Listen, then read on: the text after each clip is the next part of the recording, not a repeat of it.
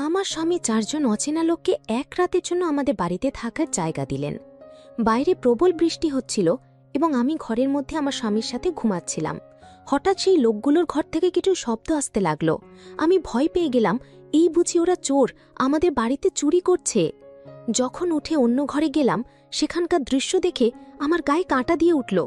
সারা রাত তারা আমার সাথে এমন কিছু করল যা ছিল খুবই অপ্রত্যাশিত, এবং ঘরে আমার আর্তনাদ প্রতিধ্বনিত হতে লাগল। বন্ধুরা, আমার গল্পটা শোনার আগে তোমরা আমার চ্যানেলটাকে সাবস্ক্রাইব করো আর ভিডিওটাকে লাইক করো। আমার নাম অর্চিতা এবং আমার বিয়ে হয়েছে কাঞ্চনের সাথে মাত্র কয়েক বছর আগে। এটি কাঞ্চনের দ্বিতীয় বিয়ে ছিল। তার প্রথম স্ত্রী একটি রোগে আক্রান্ত হয়ে মারা গিয়েছিলেন। কাঞ্চনের প্রথম স্ত্রীর দিক থেকে একটি মেয়েও আছে, যার নাম অপর্ণা। যখন আমি এই বাড়িতে এসেছিলাম তখন অপর্ণার বয়স ছিল ১৬ বছর।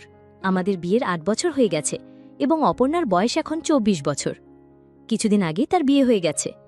অপর্ণার বিয়ে দেওয়ার পর আমার স্বামী বরাবরের মতো আমাকে গ্রামে ছেড়ে শহরে চলে গিয়েছিলেন এবং আমি আবার আমার বাড়িতে একা হয়ে পড়েছিলাম। কাঞ্চন অপর্ণার বিয়ে দেওয়ার জন্য কিছুদিনের জন্য গ্রামে এসেছিলেন, কিন্তু এত আত্মীয়স্বজন এসেছিলেন যে তার সাথে একা সময় কাটানোর সুযোগই পাইনি। শ্বশুরবাড়িতে পৌঁছে যখন আমার মেয়ে অপর্ণা ফোন করল, সে বলল, মা, আমি এখানে খুব ভালো আছি এবং এই বিয়েতে আমি খুব খুশি। আমার স্বামী আমাকে খুব ভালোবাসেন এবং সবসময় আমার সাথেই থাকতে চান। তিনি আমাকে এক মুহূর্তের জন্য একা ছাড়েন না। অপর্ণার সব কথা শুনে আমি খুব খুশি হলাম যে যাক, আমার মেয়ে একটা ভালো বাড়ি পেয়েছে, কারণ ওর বিয়ে দেওয়ার জন্য আমরা আমাদের ক্ষেতের জমি পর্যন্ত বন্ধক রেখেছিলাম। এখন আমাদের মাথার উপর অনেক টাকা ঋণ হয়ে গেছে। আমার স্বামী বলেন যে তিনি শহরে কাজ করে ধীরে ধীরে এইসব ঋণ শোধ করে দেবেন। যখন আমি বিয়ে করে এই বাড়িতে এসেছিলাম তখন অপর্ণা খুব ছোট ছিল এবং এই কারণেই কাঞ্চন দ্বিতীয় বিয়ে করেছিলেন, যাতে অপর্ণা মায়ের ভালোবাসা পায়। আমি সেই মাহারা মেয়েটিকে নিজের মেয়ের মতোই লালন পালন করেছিলাম এবং তাকে অনেক ভালোবাসা দিয়েছিলাম। আমি তাকে কখনো অনুভব করতে দিইনি যে আমি তার সৎমা। অপর্ণার কাছ থেকেও আমি অনেক ভালোবাসা পেয়েছি, কিন্তু বিয়ের প্রথম রাতে কাঞ্চন আমাকে যা বলেছিলেন তা শুনে আমার চোখে জল এসে গিয়েছিল। আমি ভাবতেও পারিনি যে বিয়ের প্রথম রাতেই আমার স্বামী আমাকে এমন কিছু বলবেন। তিনি বলেছিলেন যে তিনি তার প্রথম স্ত্রীকে খুব ভালোবাসতেন এবং তিনি এই দ্বিতীয় বিয়ে করতেও চাননি, কিন্তু তার বাবা মা তার উপর অনেক চাপ দিয়েছিলেন, যার কারণে তাকে দ্বিতীয় বিয়ে করতে হয়েছিল। আমার স্বামীর প্রথম স্ত্রীর মৃত্যুর পর থেকে তিনি শহরেই থাকতেন এবং সেখানেই কাজ করতেন। গ্রামের সমস্ত কাজ এবং ক্ষেতের কাজ আমার শ্বশুর শাশুড়ি দেখতেন। আমার স্বামী যখনই ছুটি পেতেন আমার কাছে চলে আসতেন, কিন্তু যখন তিনি চলে যেতেন তখন আমি একা রাত কাটাতাম এবং তার ভালোবাসার জন্য ছটফট করতাম। বিয়ের ১.৫ বছর পরেই আমি গর্ভবতী হয়েছিলাম এবং আমার একটি ছেলেও হয়েছিল। যখন আমার স্বামীকে ছাড়াও আমার মন ভালো লাগতো না, তখন আমি তাকে বলতাম, আপনি আমাকেও শহরে নিয়ে চলুন, আমি আপনার সাথে থাকতে চাই, এভাবে আমার ভালো লাগে না। কিন্তু তিনি বলতেন, আমি শহরে এত লোকের খরচ চালাতে পারবো না, তাই তুমি বাচ্চাদের নিয়ে গ্রামেই থাকো, যাতে তাদের পড়াশোনা গ্রামেই হতে পারে। প্রতি মাসে আমার স্বামী আসতেন, কিন্তু কিছুদিন থেকে আমার চলে যেতেন। এভাবেই আমার জীবন ধীরে ধীরে একাকিত্বে কেটে গিয়েছিল এবং এখন আমার বয়স ৩৬ বছর হয়ে গেছে। অপর্ণার বিয়ের কিছুদিন পরেই আমার স্বামী আমাকে ফোন করে বললেন, অর্চিতা, একটা বড় বিপদ হয়েছে। আমার কাজ চলে গেছে এবং কোথাও কাজ পাচ্ছি না। আমি তাকে বললাম, আপনি গ্রামেই চলে আসুন এবং ক্ষেত সামলান। তখন আমার স্বামী বললেন, অর্চিতা, আমাদের উপর অনেক ঋণ হয়ে গেছে।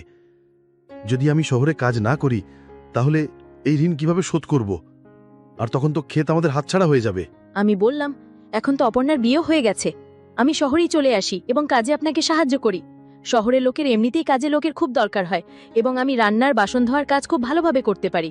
আমার স্বামী কিছুক্ষণ চিন্তা করার পর বললেন, ঠিক আছে, যদি তোমার এসব কাজ করতে কষ্ট না হয় তাহলে চলে এসো, কারণ এখন আমাদের আর কোনো উপায় নেই, আমাদের ক্ষেত বাঁচাতে হবে। আমার ছেলেকে শ্বশুর শাশুড়ির কাছে রেখে আমার শহরের দিকে রওনা হলাম।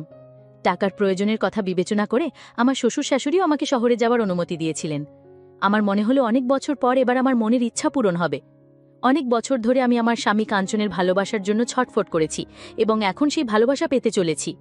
যখন আমি স্বামীর কাছে পৌঁছলাম, আমার স্বামী কাঞ্চন আমাকে দেখে খুব খুশি হলেন। আমি জানি যে তিনিও রাতে একাকিত্বে কাটান। শহরে পৌঁছে কয়েকদিনের মধ্যেই আমি 2টি বাড়ির কাজ পেয়ে গেলাম। আমি ভাবলাম যে আরও কিছু বাড়ির কাজ পেলে ভালোই টাকা আসবে। গ্রামের তুলনায় শহরের লোকেরা কাজের জন্য ভালো টাকা দেয়। একদিন রাতে কাজ শেষ করার পর আমি আমার স্বামীর সাথে কথা বলছিলাম, তখনই বাইরে বৃষ্টি শুরু হলো। বৃষ্টি খুব জোরে হচ্ছিল এবং থামার নাম নিচ্ছিল না। প্রায় রাত 12টায় কেউ আমাদের দরজায় কড়া নাড়ল। আমার স্বামী ভাবলেন যে এত রাতে কে এলো। যখন আমার স্বামী উঠে দরজা খুললেন, দেখলেন বাইরে 3 থেকে 4 জন শক্তিশালী যুবক দাঁড়িয়ে আছে। তাদের বয়স ৩৮ থেকে ৪০ বছরের মধ্যে হবে। তখন আমার স্বামী তাদের সাথে কথা বলতে লাগলেন। তখন আমি আমার বেডরুমে চলে এলাম। আমি চিন্তায় ডুবে গিয়েছিলাম যে এই লোকগুলো কারা এবং কেন এভাবে আমাদের বাড়িতে এসেছে। কিছুক্ষণ পর আমার স্বামী ঘরে এলেন এবং বললেন, বাইরে ৪ জন পথিক এসেছেন, যারা বৃষ্টির কারণে খুব খারাপভাবে ফেঁসে গেছেন। তারা এক রাতের জন্য আমাদের বাড়িতে আশ্রয় চাইছেন। আমার তাদের উপর দয়া হলো এবং আমি তাদের বললাম, আমাদের বাড়িতে একটি অতিথি কক্ষ আছে, তাই আপনাদের ৪ জনকে সেখানেই থাকতে হবে। আমার নিজের কানকেই বিশ্বাস করতে পারছিলাম না যে আমার স্বামী কাঞ্চন ৪ জন অচেনা লোককে এভাবে বাড়িতে থাকতে দিতে পারেন। তিনি সত্যিই খুব সরল এবং মানুষকে সহজে বিশ্বাস করেন। তবে এটাও হতে পারে যে সত্যি এই লোকগুলো বৃষ্টির কারণে বাধ্য হয়েছে। তাছাড়া আমাদের এই বাড়িতে এত মূল্যবান জিনিসপত্র নেই যে চুরি করতে আসবে। আমার স্বামী আমাকে বললেন, এরা খুব ক্ষুধার্ত, তুমি কি এদের জন্য কিছু খাবার বানিয়ে দেবে? আমি সারাদিন সব বাড়ির কাজ করে খুব ক্লান্ত ছিলাম। তবুও স্বামীর কথা মেনে আমি এত রাতে রান্নাঘরে গিয়ে রান্না বানাতে লাগলাম। যখন আমি খাবার বানিয়ে তাদের দিতে গেলাম, তখন দেখলাম যে তারা ৪ জনই আমার দিকে অস্বাভাবিকভাবে তাকিয়ে আছে। আমি তখন একটি লাল ম্যাক্সি পরেছিলাম, যা আমার পোশাকের জন্য তাদের দৃষ্টি আকর্ষণ করছিল। সেই লোকগুলোকে দেখে আমার খুব অদ্ভুত লাগছিল, কারণ এর আগে কখনো কোনো পুরুষ আমাকে এভাবে দেখেনি যেভাবে তারা আমাকে দেখেছিল। আমার স্বামী আমাকে তার স্ত্রী মনে করেন, কিন্তু তিনি তার প্রথম স্ত্রীকে অসীম ভালোবাসা দিতেন। তার প্রথম স্ত্রীর নাম ছিল শর্মিলা। সে ছিল কাঞ্চনের বাল্য প্রেমিকা। কাঞ্চন ও শর্মিলা একসাথে বড় হয়েছিল। একসাথে থাকতে থাকতে দুজনের মধ্যে ভালোবাসা হয়ে গিয়েছিল। পুরো গ্রাম এই বিষয়ে জানত, কারণ তারা দুজনেই প্রায় সেই গ্রাম এবং ক্ষেতের মধ্যে ঘুরে বেড়াত। কিন্তু ধীরে ধীরে যখন শর্মিলা যুবতী হতে লাগল, তখন তার বাবা তাকে কাঞ্চনের সাথে দেখা করতে দিতেন না। তিনি বলতেন, তুমি এখন যুবতী হয়েছ, যদি এভাবে কাঞ্চনের সাথে ঘোরাফেরা করো তাহলে কে তোমাকে বিয়ে করবে? কিন্তু কিছুদিন পর যখন কাঞ্চন ও তার পরিবারের লোকেরা শর্মিলার বাড়িতে বিয়ের প্রস্তাব নিয়ে গেল, তখন সবাই রাজি হল এবং তাদের দুজনের বিয়ে হয়ে গেল। ১.৫ বছর পর তাদের একটি মেয়েও হল। কিন্তু কয়েক মাস পর শর্মিলা অসুস্থ হয়ে মারা গেল। আমার স্বামী তার মৃত্যু থেকে বেরিয়ে আসতে পারেননি। তিনি আমাকে বলতেন যে, আমি তোমাকে স্ত্রীর অধিকার দেব, কিন্তু কখনো ভালোবাসতে পারবো না। কখনো কখনো আমার স্বামীর ওপর খুব রাগ হতো যে শুধুমাত্র একটি শিশুকে লালন পালন করার জন্য তিনি কেন আমার জীবন নষ্ট করলেন। অবশেষে আমিও তো একজন মহিলা, আমারও ভালোবাসার প্রয়োজন। আমারও এমন একজন পুরুষ দরকার ছিল যে আমাকে মন থেকে ভালোবাসবে। আমার স্বামী কাঞ্চন তো শুধু আমাকে একটি দায়িত্বই মনে করেন, কিন্তু আজ প্রথমবার কোনো পুরুষ আমাকে এভাবে দেখছিল, তাও একজন নয় ৪ জন। আমার মাথায় অদ্ভুত অদ্ভুত চিন্তা আসতে লাগল। আমি খাবার দিয়েই নিজের ঘরে চলে এলাম। আমি আমার ঘর থেকে বাইরে উকি মেরে দেখলাম যে তারা পানির বোতল বের করেছে। বেশ দামি পানিও ছিল, তাই আমার স্বামীও বেশ খুশি খুশি পান করতে লাগলেন। যখন আমার স্বামী অনেকক্ষণ পর ঘরে ঘুমাতে এলেন, তখন তিনি নেশায় পুরোপুরি জ্ঞান হারিয়ে ফেলেছিলেন। আমি কোনো মতে তাকে ধরে বিছানায় শুইয়ে দিলাম ভয়ে ভয়ে। আমি আমার ঘর থেকে বাইরে এলাম এবং তাদের বললাম, আমি আপনাদের ব্যবস্থা ভেতরের ঘরে করে দিয়েছি। তারা ৪ জনই অদ্ভুত চোখে আমাকে দেখছিল, কারণ তারাও নেশায় ছিল। আমি তাড়াতাড়ি নিজের ঘরে চলে এলাম এবং বেডরুমের দরজা বন্ধ করে দিলাম। তারপর আমি শুয়ে পড়লাম। আমি বেশ ক্লান্ত ছিলাম, তাই আমিও ঘুমিয়ে পড়লাম। কিন্তু মাঝরাতে পাশের ঘর থেকে বেশ জোরে জোরে আওয়াজ আসতে লাগল। অস্থিরতায় আমার ঘুম ভেঙে গেল। কিন্তু আমার স্বামী টেরি পেলেন না এবং গভীর ঘুমে ঘুমাতে থাকলেন। আমার মন চাইছিল যে আমি তাকে জাগিয়ে দিই, কিন্তু আমি জানতাম যে সে নেশায় আছে এবং উঠবে না। ধীরে ধীরে আওয়াজ এবং গোলমাল বাড়তে লাগল। তখন আমার মনে হলো যে উঠে দেখা উচিত। এই বুঝি এরা চোর নয় তো? আমার স্বামী তো যে কারোর উপরেই ভরসা করে নেন, কিন্তু সেই লোকগুলোকে আমার ঠিক লাগছিল না। প্রায় ১০-১৫ মিনিট ধরে আমি এভাবেই নিজের বিছানায় বসে রইলাম, কিন্তু তারপর সাহস করে আমি আমার বেডরুমের দরজা খুললাম এবং অন্য ঘরের দিকে যেতে লাগলাম যেখান থেকে আওয়াজ আসছিল। আমার খুব অস্থির লাগছিল। আমি ধীরে ধীরে সেই ঘরের দরজা খুললাম। তখন ঘরের ভেতরে থাকা ৩ জনের নজর আমার ওপর পড়ল। একজন দ্রুত আমার কাছে এসে আমাকে ভেতরে টেনে দরজা বন্ধ করে দিল। আমি খুব ভয় পেয়ে গেলাম যে এরা আমার সাথে খুব খারাপ কিছু করতে চলেছে। আমাকে দেখেই তারা খুব অদ্ভুত চোখে আমার দিকে তাকাতে লাগল এবং আমার কাছে আসতে লাগল। আমার গলা শুকিয়ে গেল এবং ভয়ে আমার আওয়াজ বন্ধ হয়ে গেল। তাদের চতুর্থ সঙ্গীর নিথর দেহ রক্তে ভেজা অবস্থায় ঘরে পড়েছিল। এখন বাকি থাকা ৩ জন হয়তো আমাকে জীবিত ছাড়বে না। আমি খুব ভয় পেয়ে গেলাম, কারণ আমি এই ভয়ঙ্কর ঘটনার সাক্ষী হয়ে গেছি এবং সেই চতুর্থ ব্যক্তিকে এই ৩ জনের মধ্যে কেউ একজন আঘাত করেছে। একজন আমাকে তুলে সরাসরি বিছানায় ফেলে দিল। আমার মনে হলো যে হয়তো এরা আমাকে মেরে ফেলবে, কিন্তু তারা এমন কিছু করল না। তারা তাদের জ্যাকেট খুলতে লাগলো এবং তারপর আমার সাথে যা ঘটল তা ছিল খুব যন্ত্রণাদায়ক এবং গভীর মানসিক আঘাতের। সারা রাত আমার আর্তনাদ প্রতিধ্বনিত হতে থাকল। আমি এক এমন ভয়াবহ ও অস্বাভাবিক পরিস্থিতির মুখোমুখি হয়েছিলাম যা আমার নিয়ন্ত্রণাধীন ছিল না এবং যা আমার সারা জীবনকে বদলে দিল। আমার মুখের ভাব পরিবর্তিত হচ্ছিল। কখনো আমি ভয়ে নড়াচড়া করতেও পারছিলাম না, আবার কখনো এক অচেনা অনুভূতির ঘোর আমাকে আচ্ছন্ন করছিল। মন ও মস্তিষ্ক বেপরোয়া হয়ে গিয়েছিল। কখনো আমার কান্না আসতো, আবার কখনো আমার ব্যথা লাগতো, আর কখনো মনে হতো যে নিজেকে বাঁচানোর জন্য কিছু করি। কিন্তু আমি অসহায় ও নিরুপায় হয়ে রইলাম। যদি আমি তাদের বাধা দিতাম তাহলে তারা আমাকেও আঘাত করত, কারণ তারা আগেই এমন কাণ্ড ঘটিয়েছে। তারপর একজন উঠে একটি কম্বল দিয়ে সেই দেহটি মুড়ে ফেলল এবং ঘর থেকে বেরিয়ে এসে সেই দেহটি নিজের গাড়িতে লুকিয়ে রাখল। তারপর দুজন লোক মিলে ঘর পরিষ্কার করতে লাগল, রক্তের দাগ মুছে ফেলতে লাগল। আর তৃতীয়জন আমার সাথে ছিল এবং সে আমাকে সামলাচ্ছিল, কারণ আমি একমাত্র সাক্ষী ছিলাম যে জানত এরা কি কাণ্ড করেছে। যখন সবকিছু পরিষ্কার পরিচ্ছন্ন হয়ে গেল তখন তারা তিনজন আবার আমার কাছে চলে এলো। আমার মনে হলো যদি আমি চিৎকার করি আমার স্বামী এসে আমাকে বাঁচাবেন, কিন্তু যদি এই লোকেরা আমার স্বামীকেও আঘাত করে তাহলে কি হবে?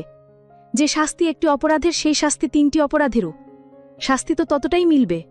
আমি এইসব ভাবছিলাম, হঠাৎ একজন আমার মুখে কিছু লাগিয়ে আমাকে অজ্ঞান করে দিল। এরপর কি হলো জানি না।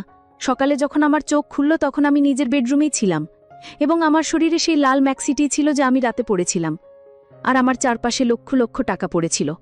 আমার স্বামী আমাকে বললেন, সেই অচেনা লোকগুলো চলে গেছে এবং এখন সকাল 9টা বাজে। তুমি তো অনেকক্ষণ ধরে ঘুমাচ্ছ। আজ কাজে যেতে হবে না নাটি? আমি তো কিছুই বুঝতে পারছিলাম না। তখনই আমার স্বামী বললেন, যাওয়ার সময় তারা আমাদের 6 লক্ষ টাকা দিয়েছে। এটা শুনে তো আমার বিশ্বাসই হচ্ছিল না। আমার স্বামী বললেন যে, আমি টাকা নিতে চাইনি, কিন্তু আমরা তাদের সাহায্য করেছিলাম, তার বদলে তারা আমাদের সাহায্য করতে চেয়েছিল। আমি ভাবলাম যে হয়তো সেই লোকগুলো এই টাকার জন্যই তাদের চতুর্থ সঙ্গীকে আঘাত করে নিত। অবশেষে তারা 1 টাকা কিসের জন্য দিয়ে গেছে? আমার স্বামী বললেন, আমি এই টাকা ব্যাংকে জমা করে আসি, এতে আমাদের সমস্ত ঋণ শোধ হয়ে যাবে এবং তুমি এখন কাজে চলে যাও। আমার স্বামী চলে যেতেই আমি কাঁদতে লাগলাম। আমার সাথে যা ঘটেছিল আমি তখনই উঠে অন্য ঘরে গেলাম এবং তারপর কাপড় পরে সঙ্গে সঙ্গে দোকানে গেলাম। আমি ঘর পরিষ্কার করার জন্য বিভিন্ন কিছু কিনে নিয়ে এলাম। তারপর আমি অন্য ঘরটি ভালোভাবে ঘষে ঘষে পরিষ্কার করলাম, যেখানে যেখানে রক্তের দাগ ছিল। সাথে সাথে আমি বিছানার চাদরও ভালোভাবে ধুলাম। পুরো বাড়ি ভালোভাবে পরিষ্কার করার পর আমি নিজের জন্য কিছু খাবার বানাতে লাগলাম। ততক্ষণে আমার স্বামী চলে এসেছিলেন। তিনি আমাকে জিজ্ঞাসা করলেন যে আমি এখনো কাজে যাইনি কেন। আমি তাকে বললাম যে আমার শরীর ঠিক নেই, আমার কিছু ভালো লাগছে না। কিন্তু পরের মুহূর্তেই আমার স্বামী অন্য ঘরে গেলেন এবং চিৎকার করে আমাকে ডাকতে লাগলেন। আমি বেশ ভয় পেয়ে গেলাম যে আমার স্বামী হয়তো কিছু জেনে যায়নি তো। যখন আমি তার কাছে গেলাম তখন তিনি বললেন, এখন তোমার কাজ করার দরকার নেই। আমার হৃদস্পন্দন খুব দ্রুত হয়ে গিয়েছিল। তিনি বললেন, আমি ভাবছি এই ঘরটিকে ভাড়াটে বানিয়ে দিই। ইন্টারনেটে এই ঘরে ছবি তুলে দেব এবং অনলাইন বুকিং করে যে কোনো মানুষ এই ঘরে রাতে থাকতে পারবে এবং তুমি তাকে খাবার বানিয়ে দেবে। আমরা এর জন্য ভালো টাকা নেব, যাতে আমাদের দুজনের কাজ করার দরকার পড়বে না, এবং আমরা এই ব্যবসা চালাবো। এটা শুনে তো আমার মাথায় আকাশ ভেঙে পড়ল এবং আমি আবার সেই রাতের চিন্তায় ডুবে গেলাম। যা কিছু আমার সাথে ঘটেছিল এবং যা কিছু আমি আমার হৃদয়ে কবর দিয়েছিলাম, আমি এক ভয়ঙ্কর ঘটনার সাক্ষী ছিলাম এবং আমার সাথে অবিচার হয়েছিল। এখন আমাকে এই ভয়ে জীবন কাটাতে হবে যে কখন পুলিশ খুঁজতে খুঁজতে আমাদের বাড়িতে চলে আসবে এবং আমার জীবন ধ্বংস হয়ে যাবে। হয়তো সেই মৃত লোকটি ন্যায় বিচারের অপেক্ষা করছে, কিন্তু আমার সাথেও তো অবিচার হয়েছে। কিন্তু এই গল্পটি আমাদের মানব মনের গভীরতা, সম্পর্কের জটিলতা এবং জীবনকে অপ্রত্যাশিতভাবে প্রভাবিত করে কিছু মুহূর্তের এক রোমাঞ্চকর দলিল। অর্চিতার জীবন যেন এক ঘূর্ণিপাকের মধ্যে পড়ে গেল, যেখানে ভালোবাসার অভাব, একাকিত্ব এবং এক ভয়ঙ্কর রাতের অভিজ্ঞতা তাকে এক নতুন পথে ঠেলে দিল। এই ঘটনার পর তার ভবিষ্যৎ কি হবে? সে কি পারবেই ভয়াবহ তথ্য থেকে মুক্তি পেতে, নাকি তার জীবন চিরকালের জন্য এই গোপনীয়তার জালে আটকে থাকবে? অর্চিতাকে অবশেষে নিজের জন্য এক নতুন দিগন্ত খুঁজে পাবে, নাকি এই ঘটনা তার জীবনের শেষ মোড় হয়ে থাকবে? তো বন্ধুরা, আজকের ভিডিওটি এখানেই শেষ করছি। পরবর্তীতে আরও ভালো ভালো এবং শিক্ষামূলক ভিডিও পেতে আমাদের এসএমআকে চ্যানেলটি সাবস্ক্রাইব করে সাথেই থাকুন। দেখা হবে পরের ভিডিওতে। সেই পর্যন্ত সবাই সুস্থ থাকুন। ধন্যবাদ।